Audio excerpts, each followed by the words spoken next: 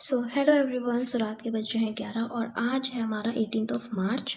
Syllabus की बात करें तो सबसे पहले मैंने फिज़िक्स में किया आज इलेक्ट्रोमैग्नेटिक इंडक्शन, उसका वन शॉट देखा, अभी वन शॉट ही किया उसका। और बायो में मैंने ह्यूमन हेल्थ एंड डिसीज़ की एनसीईआरटी रीडिंग करी थी। और मैंने एनसीईआरटी रीडिंग तो नहीं, बट मैंने अपनी अरिहंत की बुक से ये सब याद किया था और इसका मतलब रीडिंग की थी। देखो, ये आधा चैप्टर होगा, फिर आधे चैप्टर के बाद में क्वेश्चंस होंगे, फिर यहाँ पे क्वेश्चंस, फिर उसके बाद में फिर से हमें आधे चैप्टर का एक्सप्लेनेशन होगा, फिर उसके बाद में आधे चैप्टर का फिर क्वेश्चंस होंगे। ये वाला चैप्टर आधे आधे पार्ट्स में डिवाइड करके, तो मैंने यहाँ से सबसे पहले इसकी रीडिंग करी और कुछ कुछ चीज़ें याद भी करी। सो बायो में मैंने ये किया। उसके बाद केमिस्ट्री में मैंने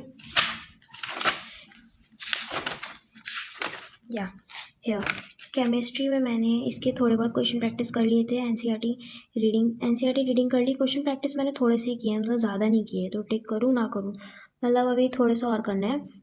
तो मैंने इसकी थोड़े बहुत क्वेश्चन प्रैक्टिस करने के बाद में मैंने इलेक्ट्रोमैग्नेटिक का वन शॉट देखना शुरू कर दिया था, मतलब पर अभी पूरा नहीं देखा। तो केमिस्ट्री में मैंने सिर्फ इलेक्ट्रोकेमिस्ट्री का मतलब थोड़ा बहुत पढ़ा। सो अभी कंप्लीट नहीं हुआ, तो इतना ही पढ़ा मैंने आज।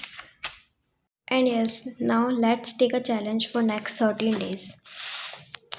13 डेज बचते हैं अब हमारे पास। हाँ, 1 2 3 4 5 6 7 8 9 10 11 12 13, या 13 डेज बचते हैं। तो अब 13 डेज में क्या करता है ना, चैलेंज ले लेता है हर एक सब्जेक्ट में कितना कितना कंप्लीट करना उस चीज़ का। सो मैंने सोचा है मैं फिज़िक्स में करूँगी AC, EM वेव और डुअल नेचर, एटम्स और न्यूक्लिया। इन सब के मतलब मैं वन शॉट भी देखूंगी, क्वेश्चन प्रैक्टिस भी करूँगी और माइंड मैप्स भी देखूंगी। तो अगर मैंने 13 दिनों में इतना भी कर लिया तो आई गेस बहुत होगा। और बायो का तो मतलब जितना ज़्यादा रिवीजन हो जाए ना, उससे ज़्यादा बेस्ट तो क्या ही होगा। मतलब बायो में ना वन शॉट तो देख लिया, चलो वन शॉट से कुछ नहीं होता भाई। उसके बाद में अगर मैं आई विल बी हैप्पी कि अगर मैं इस बुक से ना जितना ज़्यादा रीडिंग हो पाए, जितना ज़्यादा याद कर पाऊँ, उतना ज़्यादा मेरे लिए अच्छा रहेगा।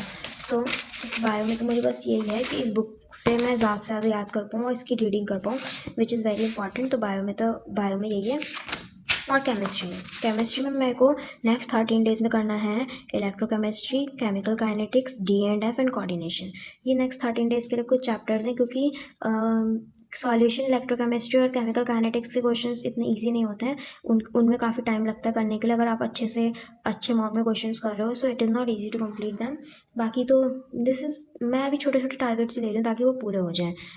तो देखो, नेक्स्ट 13 डेज़ के लिए सबसे पहले क्या करो ना, मार्च में अब 13 डेज बचे हैं। सबसे पहले आप ये देखो कि आपको किस सब्जेक्ट में कितना कितना कंप्लीट करना है, ठीक है। सबसे पहले आप वो चीज़ देखो, और कंप्लीट करना का मतलब आपको उसमें क्वेश्चंस भी करना है और अच्छे से रिवीजन वगैरह भी करना है, ठीक है। सबसे पहले आप देखो आपको हर सब्जेक्ट में कितने कितने चैप्टर्स कंप्लीट करना है, और you have to complete those chapters in the next 13 days.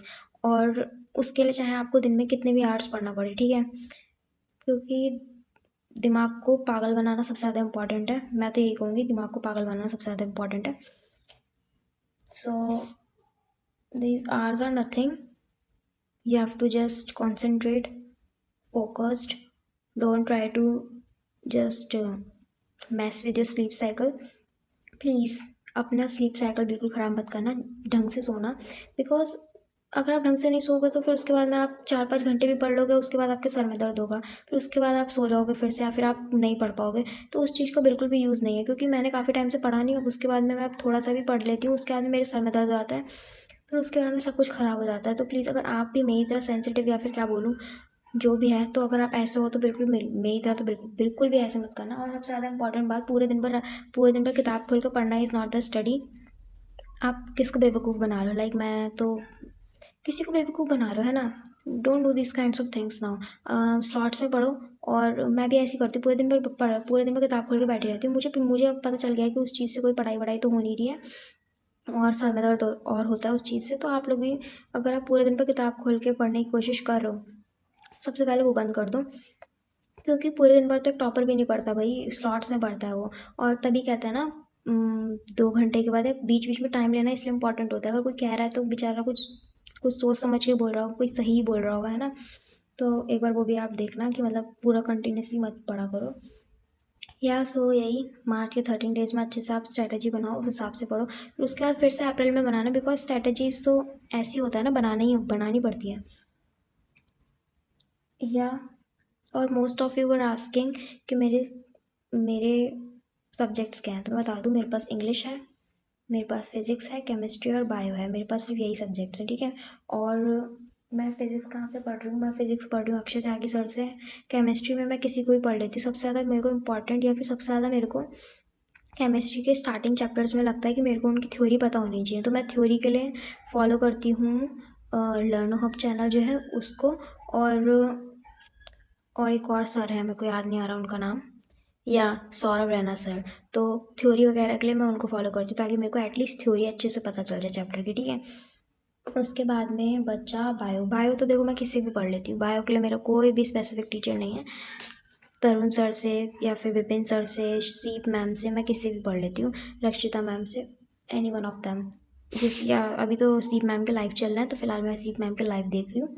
तो आप लोग भी अगर आपके पास बायो है तो ट्राई टू वॉच सीप मैम के लाइव, अभी चल रहे हैं 12th के, और ज़्यादा चैप्टर्स नहीं हुए हैं, शायद अभी 5 ही चैप्टर्स हुए हैं, आई डोंट नो अबाउट कितने चैप्टर हो गए, क्योंकि मैंने भी खुद दो दिन पहले शुरू किया है। सो या focus on CUT और try to do your best, because this is now do और डाई सिचुएशन। आपको भी अच्छे कॉलेज में जाना है, ड्रीम यूनिवर्सिटी में जाना है, तो कुछ तो आपको वो करना पड़ेगा ना।